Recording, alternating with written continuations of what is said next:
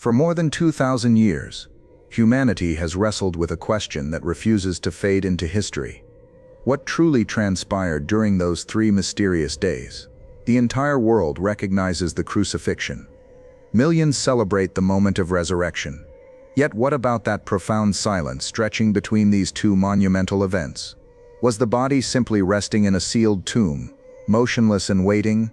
Or was something far more enigmatic unfolding behind the veil of human perception? Something that most people, even those deeply familiar with the story, have never fully grasped or understood. Because when you examine this period closely, really closely, those 3 days represent far more than just a gap in the historical timeline. They may actually constitute the most significant and simultaneously the most misinterpreted moments in all of human history. Did something happen in the realm beyond our physical world? Was there a cosmic confrontation occurring in dimensions we cannot see? Or does the reality of what happened differ entirely from everything we've been taught? Today, we're diving deep into this mystery. We're not relying on assumptions or inherited traditions. Instead, we're examining what can actually be understood about this interval between death and resurrection. And I promise you this, by the time we reach the end of this exploration, your perspective on those 3 days will be fundamentally transformed. You'll never view this period the same way again. But before we can make sense of what occurred during this mysterious interval, we need to establish a clear timeline. This is precisely where confusion begins for many people. The common understanding states that the crucifixion happened on Friday, and the resurrection occurred on Sunday. But this immediately raises an obvious question. How does Friday to Sunday equal 3 days? Let's clarify this step by step, because understanding the timeline is absolutely essential. The crucifixion and death took place on what we now commemorate as Good Friday. Following the death, something critically important happened very quickly. The body was removed from the cross and placed inside a tomb before the sun set below the horizon. Why such urgency? Because the Jewish Sabbath was approaching, and according to their sacred customs and religious laws, no work of any kind could be performed once the Sabbath officially began. So here's how the actual timeline unfolds. On Friday, death occurs and burial takes place. On Saturday, the body remains undisturbed in the tomb. On Sunday, the tomb is discovered empty. Now, here's the crucial detail that most people completely overlook, and it's essential for understanding how this counts as 3 days. In the Jewish culture of that time period, any portion of a day, even just a few hours, was counted as a complete day. This was their standard method of measuring time. So even though we're not looking at 3 complete 24-hour periods, the counting works like this. Friday counts as day 1, regardless of how many hours remained in that day. Saturday counts as day 2. Sunday counts as day 3.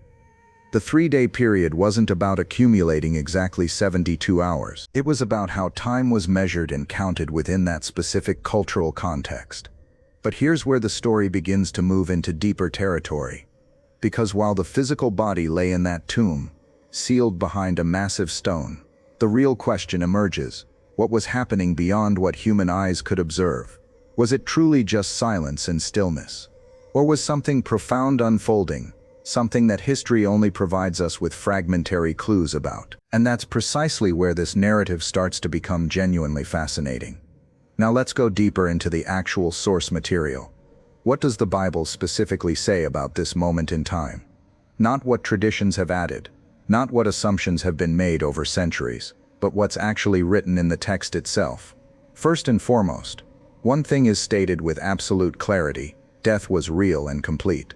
This wasn't symbolic language. It wasn't a partial experience or a metaphor. The crucifixion resulted in actual death, and the body was placed in an actual tomb. But the mystery begins immediately after that confirmed death. Because the Bible provides us with hints and clues, not a comprehensive minute-by-minute account. We get glimpses, but not a detailed chronological description of everything that transpired. One of the most discussed concepts comes from a phrase that many people don't fully comprehend: the idea of descent. Now, descended to where exactly? That's precisely where different interpretations begin to diverge and multiply. Some scholars and theologians believe this means entry into the realm of the dead, not to experience suffering or punishment, but to proclaim victory over death itself.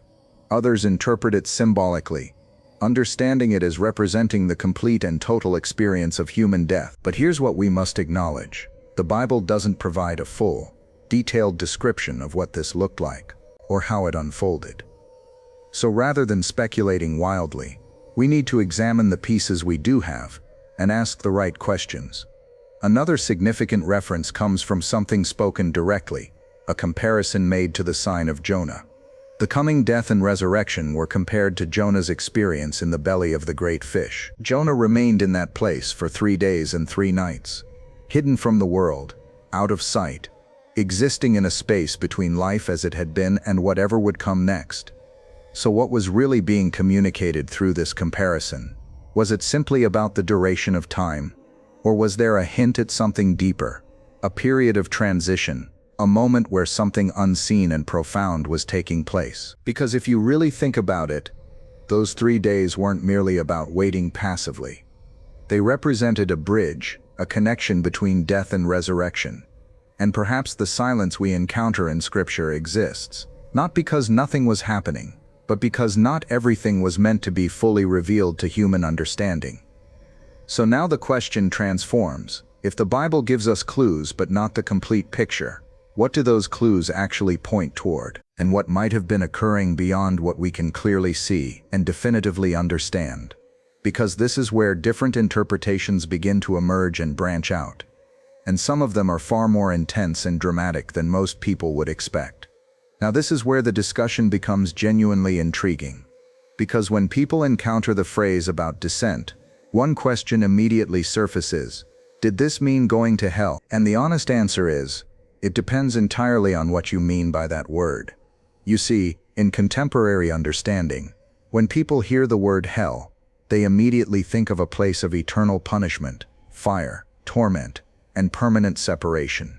But in biblical times, the understanding was somewhat different and more nuanced. There existed a concept known as Hades, which wasn't necessarily understood as a place of punishment, but rather as a realm of the dead, a place where souls went after physical death occurred. And within that broader concept, some believed there were different sections or compartments. One of them was often described as a place of comfort and peace, sometimes called paradise or Abraham's bosom. And another section was associated with separation and suffering. So when people discuss the concept of descent, some believe it means entering this realm of the dead, but not to suffer punishment or experience torment, but rather to declare something monumentally important: victory. Victory over sin, victory over death itself, victory over everything that had held humanity captive. Now here's what many people fundamentally misunderstand about this concept. They assume that if there was entry into this realm, it automatically means punishment was being endured. But according to many theological interpretations, that's not the point at all.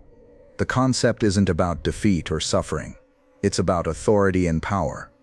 The idea is that even in death, even in that realm, there was not powerlessness, but rather the exercise of complete authority. Other interpretations take a different approach entirely, suggesting that nothing literal happened in terms of going anywhere. Instead, the language represents the depth and completeness of death itself, that the full human experience was embraced, even to the ultimate point of death itself. And then there's yet another perspective that focuses specifically on the concept of paradise. Remember the words spoken from the cross: "Today, you will be with me in paradise." So some believe that during those 3 days, the experience was one of peace and rest, not darkness or confrontation. So now we find ourselves with multiple possibilities laid out before us. Was there entry into the realm of the dead? Was victory declared there? Is the language symbolic? Or was the entire experience in paradise, all along? And here's the truth we must acknowledge. The Bible gives us pieces of this puzzle, but not a full, detailed explanation that answers every question. Which means we're left with something that's actually quite rare in our modern world. Not absolute certainty, but genuine mystery. And perhaps that mystery is intentional and purposeful, because what matters most isn't just the location or the specific details of where, but rather what those 3 days actually meant for humanity and for history. According to certain theological views, What happened during this period wasn't visible to the physical world or observable by human eyes, but it was absolutely real in the spiritual realm. Some interpretations describe this moment as a kind of spiritual confrontation or declaration, not a battle involving physical weapons or violence, but something operating on a deeper level entirely. A proclamation that death no longer held the final authority, that everything humanity had feared for generations, sin, judgment, separation from the divine, had been confronted and overcome. But now we need to ask the honest, direct question: is this meant to be understood literally? So instead of asking which single interpretation is correct, let's ask a better, more productive question. Why do people believe these various interpretations in the first place? Because when you step back and look at the bigger picture, the resurrection isn't just about a body returning to life. It represents something far more significant and transformative. It demonstrates that death is no longer the final word, no longer the end of the story. And perhaps the reason the Bible doesn't describe every single detail with precision is because the focus was never meant to be on the exact mechanics of how it happened, but rather on what it means for humanity. And that brings us to something even more important and worth considering. If those 3 days were not just empty, meaningless time, then why does the Bible leave so much unsaid? And what are we supposed to understand from that silence? So after exploring all of this, one question still remains hanging in the air. Why is this particular part of the story so quiet? Why so few details? And over the centuries, this has led to extensive debates. Not arguments about whether the resurrection happened, but discussions about what exactly occurred before that climactic moment. And the truth is, these debates continue happening today, in theological circles, in churches, in academic settings. But let's step away from theories and interpretations for a moment and think about something more human and relatable. Imagine being one of the disciples, one of the followers who had walked alongside this teacher for years. You watched the crucifixion happen. You saw the body taken down from the cross. You knew exactly where the burial took place. And then, nothing but silence. No explanation arriving. No clarity emerging. Just waiting in confusion and fear. On Friday, everything you believed in appears to fall apart completely. On Saturday, nothing happens at all. And that silence would have felt absolutely endless, stretching on impossibly. No resurrection yet. No victory yet. No understanding of what was coming. Just uncertainty, overwhelming fear, and complete confusion about what everything meant. And maybe that's something we can actually relate to in our own lives. Because sometimes, we find ourselves in moments exactly like that. Moments where something significant has ended, but the next chapter hasn't begun yet.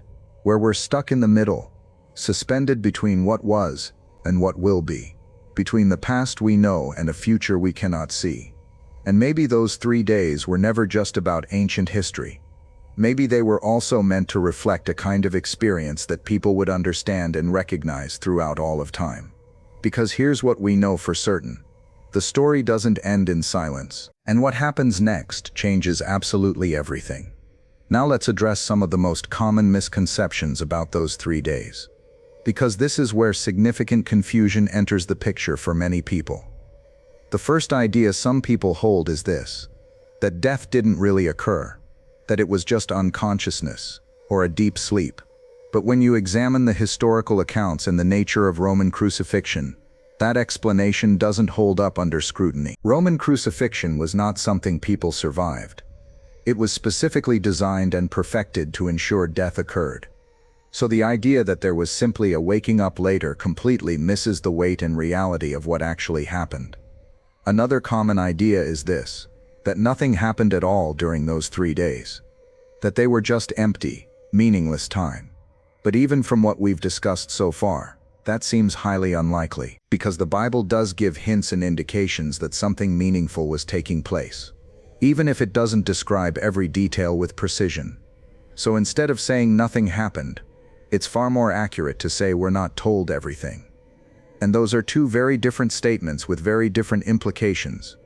Now here's another significant misconception that needs addressing: that the descent was to hell to suffer additional punishment. This is something many people assume, but it's often fundamentally misunderstood. Because if we look at the broader message in theology, The suffering was already completed on the cross. That was where the price was paid, where the sacrifice was made. So the idea that suffering continued after death doesn't align with that understanding at all. Instead, many interpretations suggest something very different was happening. Not suffering, but victory. Not defeat, but the exercise of authority. Not punishment, but proclamation. So after everything we've explored together, all the different interpretations, all the various possibilities, I want to share something personal with you. This is my understanding after really thinking deeply about this mystery. I don't believe those 3 days were empty or meaningless. And I don't believe they were purely symbolic either, just poetic language with no real substance. I believe something genuinely real happened during that time, even if we're not given every single detail in Scripture. Because when you look at all the pieces together, the concept of descent, the references to victory, the profound meaning of the resurrection, it all points to something deeper than mere silence. Not confusion, but purpose. Not inactivity, but completion of something essential. To me personally, those 3 days represent a transition, a crucial moment where everything that needed to be accomplished was fully completed. Not in a way we can completely see with our eyes, or explain with our words, but in a way that fundamentally changed everything that came afterward. I think the message is clear when you step back and look at the whole picture. Those 3 days mattered immensely. They weren't just the empty space between death and resurrection. They were part of the reason the resurrection carries the meaning and power that it does. And maybe we're not meant to know every single detail with absolute precision. Maybe we're meant to understand just enough to recognize that something powerful and transformative happened, and that what came after was never going to be the same again. The world was different. Reality was different. The relationship between humanity and death was forever altered. So after everything we've explored together in this journey, one thing becomes absolutely clear. Those 3 days were never just empty time on a calendar. They weren't meaningless. They weren't accidental or incidental. They mattered profoundly. Because without those 3 days, the resurrection wouldn't carry the same weight or significance. It's in that space, that mysterious interval between what looked like the end and what became a new beginning, that everything changed. And maybe that's why this part of the story remains so powerful today, even after 2,000 years. Because it's not just about ancient history or theological debate, it's about moments we all experience in our own lives. Times where things feel finished, where it seems like the story is over, but something greater is still unfolding behind the scenes. Times where everything is quiet and we don't yet understand what's coming next, where we're waiting in that uncomfortable space of not knowing. Those moments in between, they matter more than we think. Because just like those 3 days, they might not be the end of the story at all. They might be preparation. Preparation for something we haven't seen yet, something we cannot yet imagine. Because those 3 days weren't silence. They were preparation for the greatest comeback in history. If this exploration has made you see those 3 days differently, if it's given you a new perspective or deeper understanding, take a moment to reflect on what that means for you. Because there's still so much more to uncover, so many more questions to explore. Thank you for walking this path with us today. Thank you for being willing to sit with mystery, to explore questions that don't have simple answers. This is how we grow, how we deepen our understanding, how we move beyond inherited assumptions into genuine exploration. Until next time, keep asking questions, keep seeking understanding, and remember that sometimes the most powerful truths are found not in what's fully explained, but in what remains mysteriously profound.